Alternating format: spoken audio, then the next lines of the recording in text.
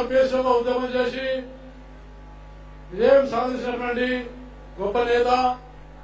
వారికి కేంద్ర ప్రభుత్వం గుర్తించి ఉద్యమానికి పద్మశ్రీ ఇవ్వడం ఇది మనందరికీ చాలా సంతోషమని నేను వారిని సభాముఖంగా అలయబాయి ద్వారా సన్మానిస్తున్నాం.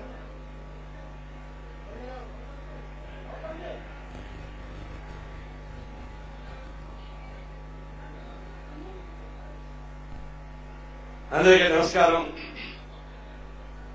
మన బండారు అందరికీ బంధువు, అందుకే అందరం ఇక్కడికి వచ్చాం.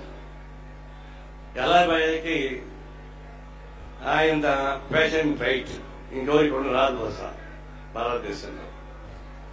ఇది అతీతమైనటువంటి కలయిక అంటున్నారు. రాజకీయాలు అతీతం ఉండదు, ప్రతిదీ రాజకీయం లేకుండా ఏది ఉండదు. రాజకీయ సమైక్యతతోనే